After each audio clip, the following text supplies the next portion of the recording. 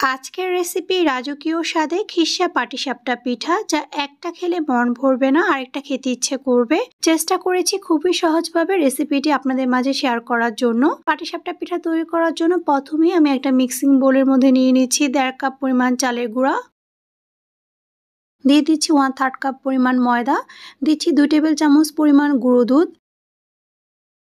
এরপর আমি এখানে দিয়ে দিচ্ছি স্বাদ মতো লবণ। এখন প্রথমেই শুকনো উপকরণগুলোকে ভালো করে মিশিয়ে নিব। আর মিশানো হয়ে গেলে আমি এখানে দিয়ে দিচ্ছি 1/3 কাপ পরিমাণ খেজুরের গুড়। তবে আপনারা চাইলে এখানে খেজুরের গুড়ের পরিবর্তে অন্য যে কোনো গুঁড়ো ব্যবহার করতে পারবেন, বা চাইলে এখানে চিনি দিয়েও ব্যাটারটাকে তৈরি করে নিতে পারবেন আপনাদের পছন্দ মতো। আর এখানে পিঠার মিষ্টিটা আপনারা আপনাদের টেস্ট অনুযায়ী বাড়িয়ে অথবা কমিয়ে নিতে পারবেন। এরপর আমি এখানে দিয়ে দিচ্ছি 1 কাপ পরিমাণ উষ্ণ গরম পানি। আর পানিটাকে কিন্তু পুরোটা একেবারে দিব না, অল্প অল্প করে পানি দিয়ে তারপর ব্যাটারটাকে তৈরি করে নিব। আর এখানে যদি আপনারা খেজুরের গুড়ের পরিবর্তে অন্য যে কোনো গুড় ব্যবহার করেন, সেক্ষেত্রে কিন্তু গুড়টাকে আগে জাল করে গলিয়ে তারপর কিন্তু এখানে ব্যবহার করবেন। এরপর একটা হ্যান্ড হুইস্কের সাহায্যে আমি ব্যাটারটিকে খুব ভালো করে মিশিয়ে নিব। আর এই ব্যাটারটিকে যত ভালো করে মিশিয়ে নিতে পারবেন, পাটিসাপটা পিঠাগুলো কিন্তু ততটাই ভালো হবে। এবার পিঠার ব্যাটারটিকে ব্লেন্ড করে নিব। আর এভাবে ব্লেন্ড করে নিলে পিঠাগুলো কিন্তু অনেক বেশি মসৃণ আর নরম তুলতুলে হবে।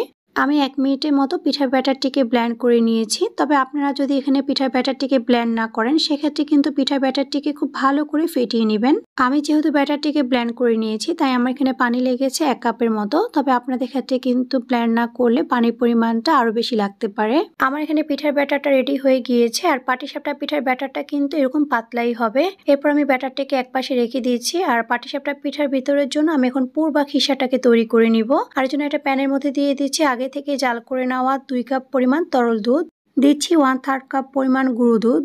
এরপর দিচ্ছি এখানে 1 টেবিল চামচ পরিমাণ ময়দা, আর দিচ্ছি 1 টেবিল চামচ পরিমাণ চালের গুঁড়া। তবে আপনারা চাইলে এক্ষেত্রে যে কোনো একটাও ব্যবহার করতে পারবেন। দিচ্ছি 1 চিমটি পরিমাণ লবণ, আর দিয়ে দিচ্ছি এখানে 1/3 কাপ পরিমাণ চিনি। তবে মিষ্টিটা আপনাদের টেস্টের উপর নির্ভর করে বাড়িয়ে অথবা কমিয়ে নিতে পারবেন। এরপর একটা হ্যান্ড হুইস্কের সাহায্যে সবকিছুকে ভালো করে মিশিয়ে নিয়ে আমি এটাকে চুলায় বসিয়ে দিয়েছি। আর চুলার আঁচটাকে একদম কমিয়ে আমি এটাকে অনবরত নেড়ে জাল করে ঘন করে নিব।